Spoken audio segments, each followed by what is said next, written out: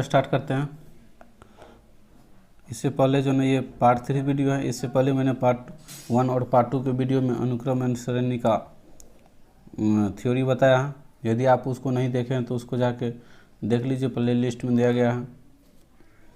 सो आइए हम लोग जो है इससे पहले गुणोत्तर श्रेणी का डिफिनेशन से देख लिए हैं, तब आइए उसे गुणोत्तर माध्य को समझते हैं। गुणोत्तर माध्य करने का अर्थ ज्योमेट्रिक मीन। आइए इसका डिफिनेशन देखते हैं। इसका है जब कम से कम तीन राशियाँ जीपी में हो तो बीच वाली राशि को शेष दो राशियों का बीच वाली राशि को जो है शेष दो राशियों का ज्योमेट्रिक मीन कहते हैं, जीएम कहते हैं।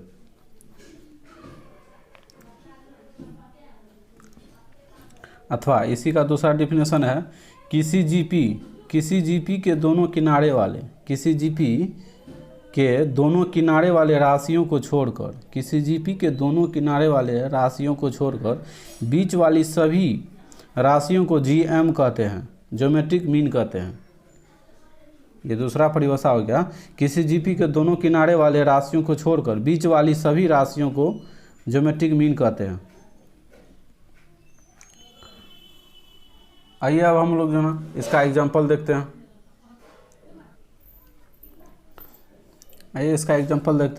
एग्जांपल हो गया 2, 4, 8 ये सजन सभी 2, 4, 8 जो है ना जीपी में है। जीपी में जांच करने का क्या रूल है? T2/T1 बराबर T3/T2 करेंगे तो सबका रेशियो यदि बराबर हो जाएगा तो समझ लेंगे कि जीपी में है, ज्योमेट्रिक प्रोग्रेशन में, गुणोत्तर श्रेणी में।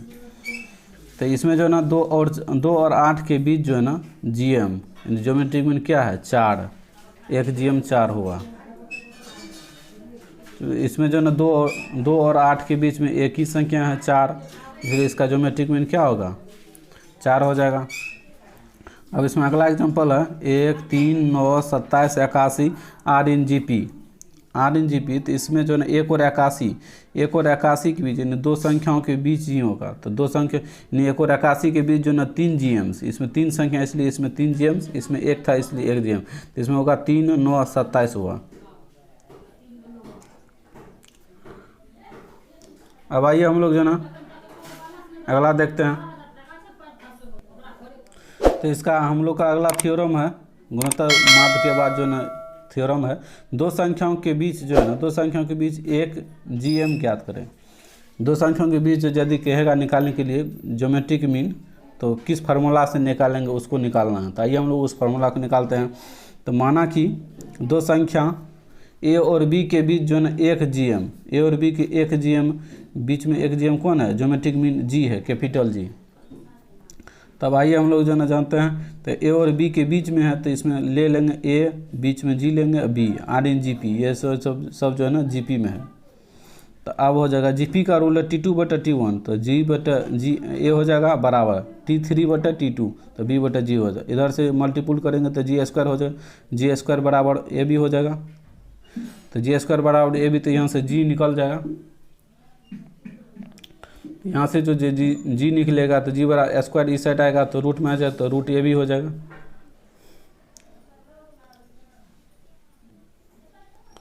ये जी बराबर हो जाएगा रूट ए भी हो गया।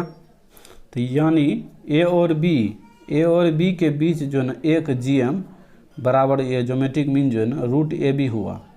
यही हम लोग जो है ना ये दो संख्या जो था ए और बी, इसके बीच में एक जीएम क्या हुआ? रूट ए बी निकला है। जब दो संख्या दिया रहेगा उसका कहेगा ज्योमेट्रिक मीन निकालेंगे, तो निकालेंगे रूट ए बी, दोनों संख्या का गुना करके रूट लगा देंगे तो उसका मीन निकल जाएगा। तो नोट में ये देखते हैं, नोट है ए, जी और बी आर इन जीपी में रहेगा, तो यहाँ पे हो जाएगा G² बराबर ए बी, मिडिल पॉइंट का स्क्वायर बराबर दोनों पॉइंट का मल्टीपुल हो जाएगा, G² बराबर ए बी हो जाएगा। अब आइए हम लोग जो ना अगला थ्योरम को देखते हैं। अगला थ्योरम हम लोग का दो राशियों के बीच n GMs ज्ञात करना है। आइए हम लोग इसको निकालते हैं।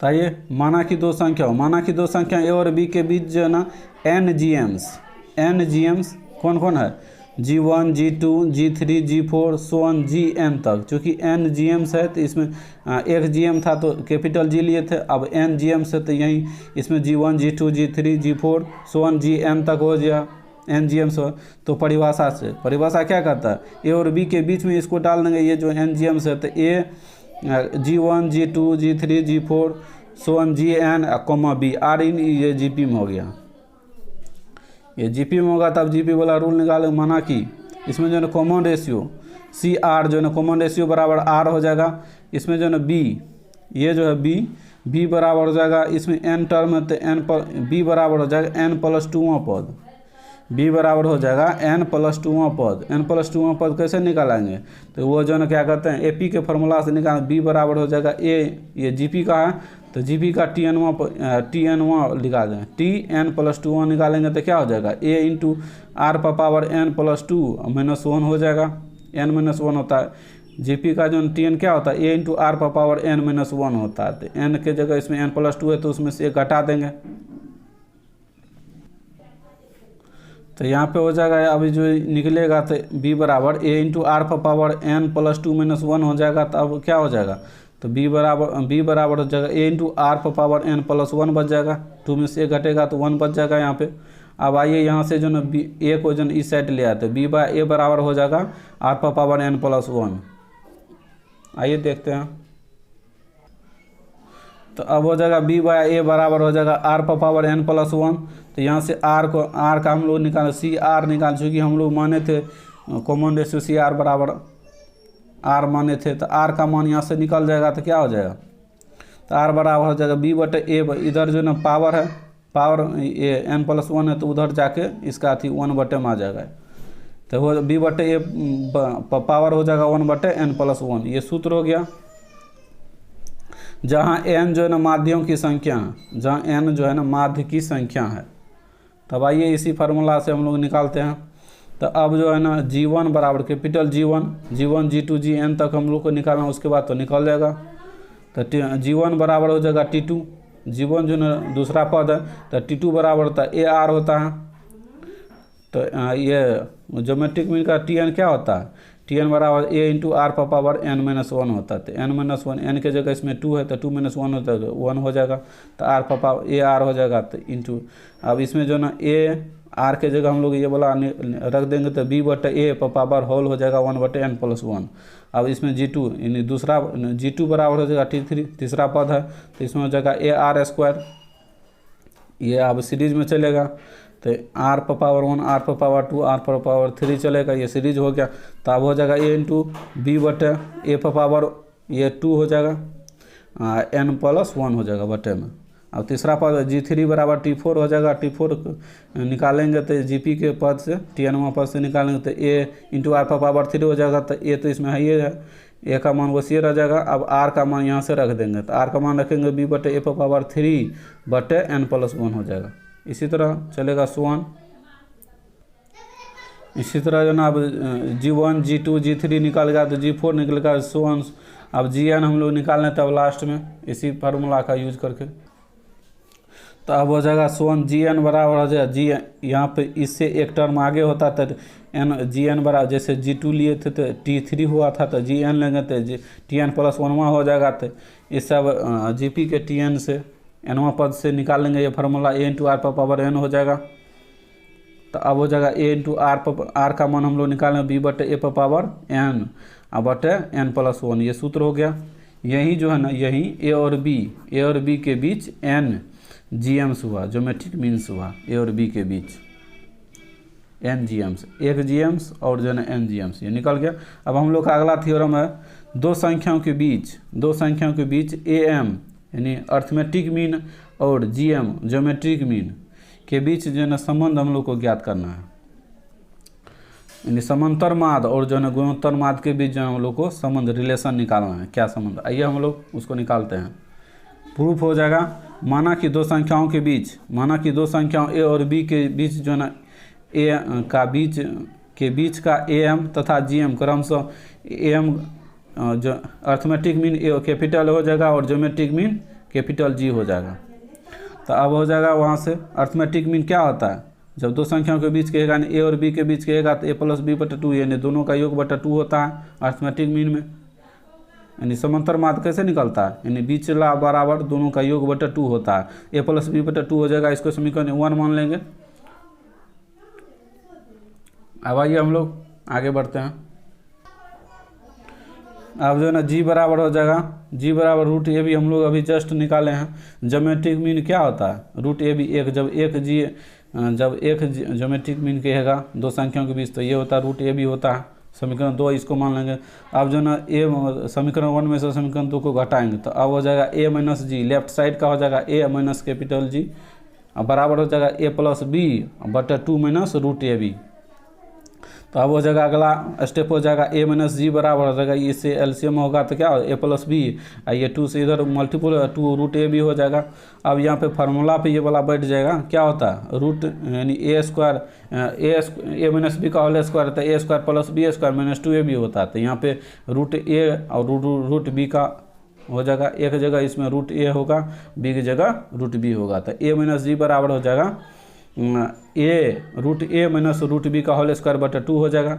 इसका ये फार्मूला हो जाएगा, इसको जब विस्तार करेंगे तो इतना ही आएगा। तो अब हो जाएगा, अब A minus G is greater than equal to 0। जब ए माइनस जी का जो है ना दोनों का अंतर जो है ना या तो ग्रेटर देन होगा या ये दोनों का अंतर या तो 0 से बड़ा होगा, इसका मान जो है ना ये इसका मान 0 से बड़ा होगा, नहीं तो 0 के इक्वल होगा। तो तब क्या कंडीशन होगा, यानी दो वास्तविक संख्याओं का वर्ग जो है ना धनात्मक या तो शून्य होता है। दो वास्तविक संख्याओं का वर्ग क्या होता है, धनात्मक या शून्य होता है दो वास्तविक संख्याओं का। तो अब हो जाएगा यहाँ से, अब ये जो जब इसमें ये होगा ग्रेटर देन इक्वल टू, तो अब ये माइनस है ये साइड में, इस साइड चल जाएगा तो प्लस हो जाएगा, इसलिए A is greater than equal to हो जाएगा जी। तब यही समझ ए जो है ना ये किसको माने थे, ज्योमेट्रिक मीन अर्थमेटिक मीन को ए माने थे कैपिटल ए, तो इसके जगह अर्थमेटिक मीन रखेंगे ग्रेटर देन इक्वल टू, ये हो जाएगा ज्योमेट्रिक मीन। यही संबंध हुआ, समांतर माद और गुणोत्तर माद में यही संबंध कौन सी हुआ समांतर, या तो अर्थमेटिक यानी समांतर माद जो है ना गुणोत्तर माद के या तो इक्वल है या उससे बड़ा है, यानी समांतर माद जो है ना गुणोत्तर माद के या तो इक्वल है नहीं तो इससे बड़ा है, गुणोत्तर माद से बड़ा होगा या इक्वल होगा, यही संबंध हुआ। अब आइए हम लोग ना अगला टॉपिक हरात्मक श्रेणी।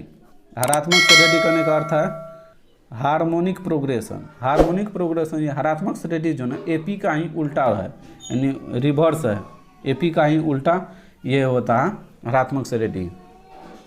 आइए हम लोग जो ना देखते हैं, इससे पहले हम लोग समांतर माद देखे थे, गुणोत्तर श्रेणी देखे थे, समांतर श्रेणी, गुणोत्तर श्रेणी। अब जो ना हरात्मक श्रेणी देखते हैं हम लोग का। यह तीसरा पॉइंट है, यदि आइए इसका डिफिनेशन देखते हैं। यदि कोई श्रेणी एपी में हो, यदि कोई श्रेणी एपी में अर्थमेटिक प्रोग्रेशन यानी समांतर श्रेणी में हो, तब यदि प्रत्येक पदों का व्युत्क्रम लिया जाए तो प्राप्त श्रेणी को एचपी कहते हैं। एचपी कहने का अर्थ हार्मोनिक प्रोग्रेशन। तब जो ना हम लोग उसको क्या कहेंगे, हरात्मक श्रेणी कहेंगे। यदि कोई श्रेणी एपी में हो यानी अर्थमेटिक प्रोग्रेशन कहने का अर्थ है यानी समांतर श्रेणी में हो, तब यदि प्रत्येक पदों का व्युत्क्रम लिया जाए तो प्राप्त श्रेणी क्या होगा, हरात्मक श्रेणी कहते हैं उसी को। आइए अब हम लोग जो है ना इसका एग्जाम्पल देखते हैं। इसका पहला एग्जाम्पल हो जाएगा हरात्मक श्रेणी का 2, 4, 6, 8। ये जो है एपी में है। एपी कहने का अर्थ है T2 - T1, T3 - T2, T4 - T2। सबका अंतर जब डिफरेंस समान रहेगा तो वहीं T2 यानी एपी में हो जाएगा समांतर श्रेणी में। इसी का अब रिवर्स ले तो 1/2 हो जाएगा, 1/4, 1/6, 1/8। ये जो है ना एचपी में होगा यानी हरात्मक श्रेणी में होगा। आइए अब हम लोग जो ना इसके अगले एग्जाम्पल को देखते हैं। तो अब हो जाएगा अगला एग्जाम्पल क्या होगा, A1, A2, A3, A4। ये सब जो है ना एपी में है, तो इसी का रिवर्स क्या हो जाएगा, एचपी में होगा 1/A1, 1/A2, 1/A3, 1/A4। ये सब जो है ना एचपी में हरात्मक श्रेणी में हार्मोनिक प्रोग्रेशन में है। इसी प्रकार जो है ना एचपी के प्रत्येक पद यानी हार्मोनिक प्रोग्रेशन के प्रत्येक पदों का व्युत्क्रम को जो है हम लोग एपी कहते हैं। यानी एपी के प्रत्येक पदों का व्युत्क्रम क्या होता है, एचपी होता है। अब एचपी के प्रत्येक पदों का व्युत्क्रम जो है ना एपी भी होता है। आइए उसको देखते हैं। A B C are in HP. जब ये ए बी सी एचपी में होगा तो इसका रिवर्स क्या होगा, एपी में 1/A, 1/B, 1/C, are in AP में। ये सब जो ना अब एपी में है। यानी इसका कहने का अर्थ है यानी HP यानी हार्मोनिक प्रोग्रेशन के प्रत्येक पदों के व्युत्क्रम को जो है ना संगत AP कहते हैं। यानी HP के यानी हार्मोनिक प्रोग्रेशन हरात्मक श्रेणी के प्रत्येक पदों के व्युत्क्रम को क्या कहते हैं? प्रत्येक पदों के व्युत्क्रम को संगत AP यानी समांतर श्रेणी कहते हैं। संगत समांतर श्रेणी कॉरस्पॉन्डिंग AP कहते हैं। अब आइए हम लोग जो ना नोट को देखते हैं, नोट में कुछ पॉइंट है। नोट में आइए देखते हैं। नोट का पहला पॉइंट है, अभी जस्ट हम लोग जो ऊपर में डिफिनेशन देखे थे, HP का T यानी हरात्मक श्रेणी का nवां पद कैसे निकलेगा? जब हरात्मक श्रेणी का nवां पद कहेगा निकालने के तो 1/, उसी में 1/, में कर देंगे संगत AP का TN निकालेंगे तो हो जाएगा। AP का TN निकाल के उसको 1/, में कर देंगे तो ये HP का हो जाएगा TN। अब दूसरा पॉइंट है इसी में नोट का, यानी हरात्मक श्रेणी में यदि 3 संख्याओं का योगफल मालूम हो तो वह संख्या कैसे निकालेंगे? 1/α - बीटा, 1/α प्लस बीटा होगा। यानी जब हरात्मक श्रेणी में 3 संख्याओं का योगफल मालूम करना रहेगा तो हम लोग इस संख्या को मान लेंगे। क्या है संख्या? 1/α - बीटा, 1/α, 1/α प्लस बीटा है। अब आइए हम लोग जो है एग्जाम्पल के माध्यम से इसको कॉन्सेप्ट के साथ समझते हैं। एग्जाम्पल है जैसे 1/3, 1/5, 1/7, 1/9, इसका जो हम लोग को 20वां पद निकालना है तो आइए इसको निकालते हैं। इसका सॉल्यूशन हो जाएगा, इसका जो ना अब ये HP में है, ये HP में हरात्मक श्रेणी में, इसका अब संगत हम ले लेते हैं। संगत AP में क्या हो जाएगा? 3, 5, 7, 9 हो जाएगा। इसका रिवर्स यानी ये यदि HP में है तो इसका रिवर्स लेंगे तो AP में आ जाएगा। तो 3, 5, 7, 9 ये R AP में हो गया। तब इसका AP का पहला पद यानी A बराबर हो जाएगा 3। अब दोनों का डिफरेंस यानी CD होगा, कॉमन डिफरेंस 2 है, और जन N यानी 20 पद निकालते हैं, N बराबर 20 हो जाएगा। अब आइए इसका जन संगत AP का TN निकालते हैं। संगत AP का TN निकालेंगे तो TN बराबर क्या होता है? AP का TN होता है A + N - 1 × D। तो इसी में TN यानी N के जगह 20 है तो अब हो जाएगा 1 जगह 3 और N के जगह 20 - 1 × D के जगह कॉमन डिफरेंस कितना है? AP का 2 है। तब हो जाएगा 3 प्लस ये 20 में से गया तो 19, 19 गुना 2 हो जाएगा, यानी 19 गुना 2 38, यानी 3 + 38 बराबर 41 हो गया। अब ये जो AP का TN है यानी संगत AP का TN बराबर कितना? 41 निकला है। यदि इसी का हम 1/, में रिवर्स में लिख देंगे तो HP का TN यानी HP का T20 कितना हो जाएगा? 1/41 हो जाएगा। अब आइए हम लोग जो आगे बढ़ते हैं और अगला पेज की ओर देखते हैं। हम लोग जस्ट अभी ऊपर में हरात्मक श्रेणी को देखें, हरात्मक श्रेणी के डिफिनेशन को और एग्जाम्पल को देखें। अब आइए हरात्मक माध्य यानी हार्मोनिक मीन यानी HM क्या होता है? आइए इसके डिफिनेशन को देखते हैं और इसका मतलब निकालेंगे कैसे निकलता है। जब कम से कम 3 राशियाँ HP में, जब कम से कम 3 राशियाँ HP में हो तो बीच वाली राशि को जन शेष 2 राशियों का हरात्मक माध्य कहते हैं। यही बात समांतर माध्य में था, गुणोत्तर माध्य में था, हरात्मक माध्य में क्या हमेशा जो ना 3 राशियाँ जब यदि समांतर माध्य में रहेगा तो जब कम से कम 3 राशियाँ AP में रहेगा तब वो भी बीच वाला राशि क्या होगा? समांतर माध्य होगा। जब गुणोत्तर में रहेगा तो 3 राशियाँ कम से कम GP में रहेगा, और जब हरात्मक माध्य है तो इसमें यानी ये कम से कम 3 संख्या HP में यानी हरात्मक श्रेणी में HP हार्मोनिक प्रोग्रेशन में रहेगा। तो बीच वाली राशि को जन शेष 2 राशियों का क्या कहते हैं? हरात्मक माध्य कहते हैं। अब आइए इसी को दूसरी भाषा में देखते हैं डिफिनेशन। इसका दूसरा हो जाएगा किसी HP के हार्मोनिक प्रोग्रेशन यानी किसी हरात्मक श्रेणी के दोनों किनारे वाले संख्याओं को छोड़कर बीच वाली सभी राशियों को क्या कहते हैं? हार्मोनिक मीन कहते हैं, हरात्मक माध्य कहते हैं। अब आइए इसके एग्जाम्पल को देखते हैं।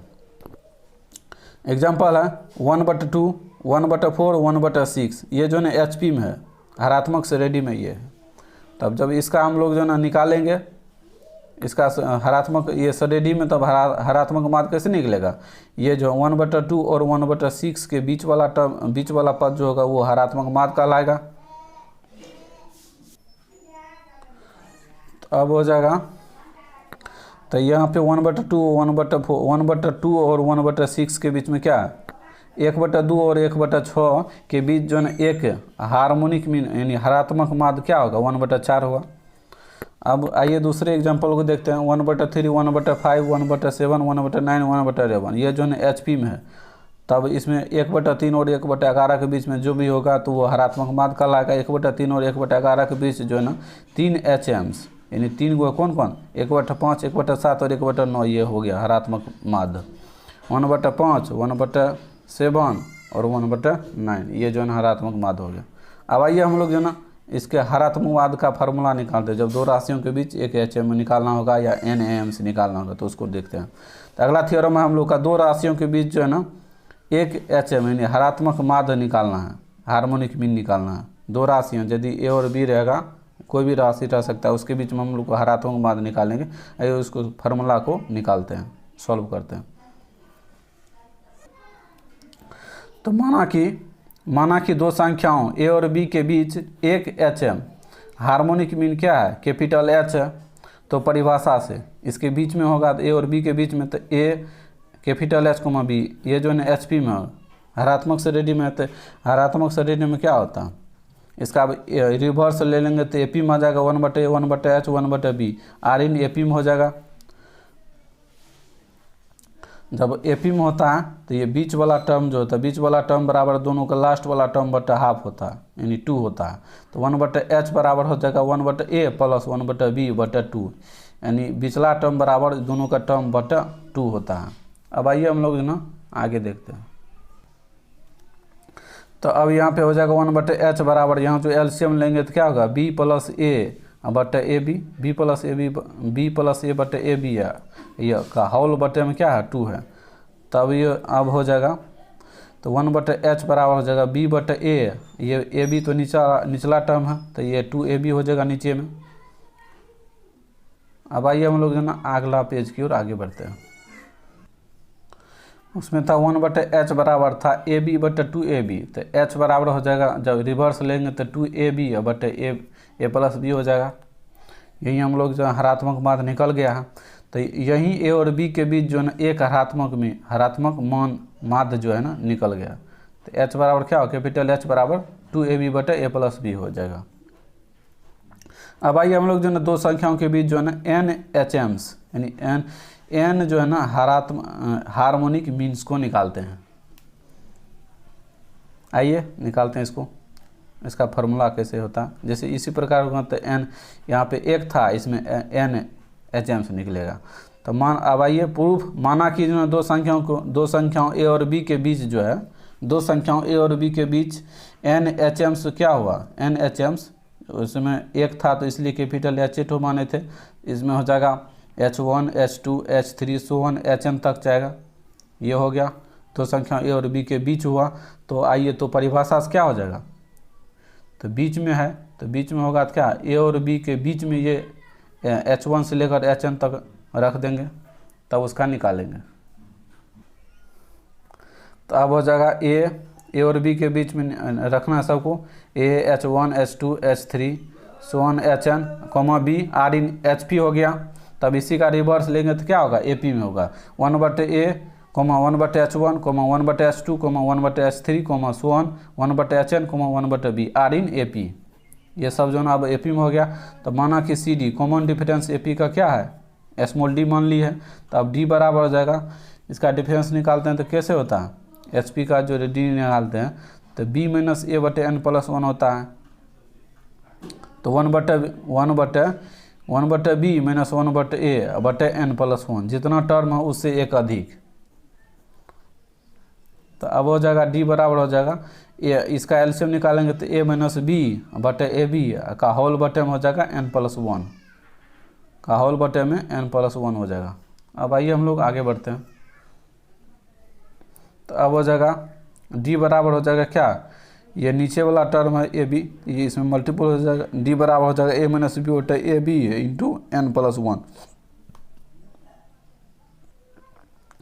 तो अब हो जाएगा, अब इसमें ये इसमें D निकाल लें तब हो जाएगा क्या, अब H1 H2 HN तक निकालना है। तो H1 बराबर हो जाएगा 1/H1 बराबर ए 1/a प्लस डी हो जाएगा। तो 1/a प्लस डी का मान अभी जो हम लोग जस्ट निकालना तो A B A minus B बटे A B into N plus 1 होगा। अब इसका जो एलसीएम निकालेंगे तो क्या होगा, इधर से गुना हो जाएगा तो बी एन। अब इसका जो हम लोग एलसीएम निकालेंगे तो इधर चल जाएगा ए यानी हो जाएगा ए बी एन प्लस हो जाएगा। अब इसमें प्लस बी, इसमें से ए तो कट जाएगा तो बी से इसमें multiple B N plus B हो जाएगा माइनस प्लस हो जाएगा ए माइनस बी। अब ये कट जाएगा, बी से बी कट प्लस में है यहाँ पे माइनस से तो कट जाएगा। अब बच जाएगा ऊपर में क्या, बटे A B into N plus 1, तो ऊपर में बच जाएगा बी एन प्लस ए, अब बटे में हो जाएगा A B into N plus 1। अब आइए हम लोग जो ना H1 निकाल लिए हैं 1/H1, अब 1/H2 H3 Hn तक निकाल लेंगे, उसके बाद जो है ना ऋणात्मक माध्य निकल जाएगा। सो गाइस जाइए आगे बढ़ते हैं। आइए H2 1/H2 बराबर हो जाएगा 1/a प्लस 2d, तो 1/a रह ही जाएगा 1/a, तब 2d 2 इंटू डी का मान हम लोग जस्ट अभी निकाला है तो a माइनस बी बटे A B into N plus 1। फिर यहाँ से एलसीएम निकालेंगे तो क्या हो जाएगा, तो बी एन ए से तो ए कैंसिल हो जाएगा, बी एन प्लस बी हो जाएगा प्लस ये 2 से मल्टीपल हो जाएगा 2a माइनस 2b हो जाएगा।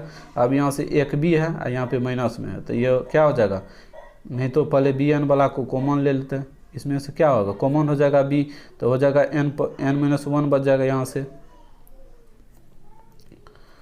तो एक बच यहाँ से घटेगा तो क्या होगा माइनस बी बच जाएगा, तो ये दोनों में से कॉमन हो जाएगा तो एन,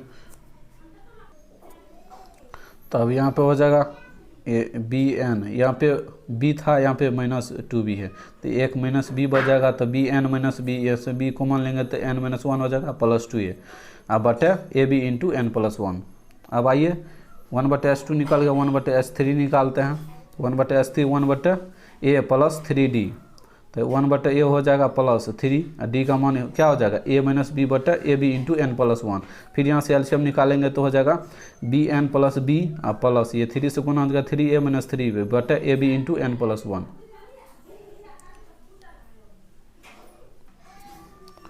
तो यहाँ पे हो जाएगा B N plus B plus 3, ये 3 से हो जाएगा 3a माइनस 3b बटे A B into N plus 1। तो अब यहाँ से जो है ना बी एन ये इसमें से घट जाएगा तो माइनस 2b हो जाएगा माइनस 2b, तो इसमें से b को बाहर निकालें तो n यहाँ पे है तो n माइनस 2 हो जाएगा प्लस 3a बटे A B into N plus 1 हो जाएगा। अब इसी प्रकार 1/H2 1/H1 1/H2 1/H3 निकाल दें, सो 1 करके जो है ना अब 1/Hn को निकालना है 1/Hn। अब आइए हम लोग जो है ना निकालते हैं 1/Hn, इसी प्रकार इसी अब फार्मूला पे बैठा देंगे निकल जाएगा। आइए निकालते हैं, तो 1/Hn बराबर जो 1/a प्लस nd हो जाएगा, तीसरा था तो 3d था, Hn है तो nd हो जाएगा, तब हो जाएगा 1/a प्लस n, तो d के जगह a माइनस बी बटे A B into N plus 1। तो फिर यहाँ से एलसीएम निकालेंगे तो बी एन प्लस बी ये प्लस n से गुना हो जाएगा तो N A minus N B बटे A B into N plus 1। तब फिर यहाँ से जो ना क्या कहते हैं ये कट जाएगा बी एन, यहाँ पे है प्लस में यहाँ पे माइनस में तो कट जाएगा, तो हो जाएगा अब क्या बी प्लस एन ए बटे A B into N plus 1। आइए इसीलिए अब जो ये था एच पी में, तो अब ए पी में क्या हो जाएगा H1 बराबर हो जाएगा, इसका अब रिवर्स में H1 बराबर हो जाएगा उल्टा उलट जाएगा A B into N plus 1 बटे बी एन प्लस ए हो जाएगा बी एन प्लस ए, यहाँ पे था 1/Hn और वहाँ पे 1/H1 निकालते 1/H2, तो अब हो जाएगा 1/H1 बराबर था 1/H1 बराबर था ए बी, 1/H1 बराबर क्या था बी एन प्लस ए बटे A B into N plus 1। तो फिर उसको रिवर्स में ले लेंगे तो H1 बराबर हो जाएगा उलट जाएगा तो A B into N plus 1 बटे बी एन प्लस ए, तो H2 बराबर हो जाएगा क्या, फिर उसमें रिवर्स ले लेंगे तो A B into N plus 1 बटे B into N minus A plus 2a, फिर इसमें H3 बराबर हो जाएगा A B into N plus 1, तो H3 बराबर हो जाएगा इसी प्रकार क्या होगा A B into N plus 1 बटा B into N minus 2 plus 3a। ये हम लोग अभी ऊपर में निकाल चुके 1/H3 निकाल लेते तो H3 बराबर उलट जाएगा केवल। अब आइए इसी प्रकार जो हम लोग Hn निकालते हैं, तो H4 बराबर क्या हो जाएगा, इसी प्रकार H4 बराबर AB इंटू एन प्लस 1 और बटे B इंटू एन माइनस 3। यहाँ पर जितना 4 है उससे 1 कम होगा प्लस 4A। इसी प्रकार अब हम लोग जो है ना HN निकालेंगे, तो HN बराबर हो जाएगा तो AB इंटू एन प्लस 1 बटे B इंटू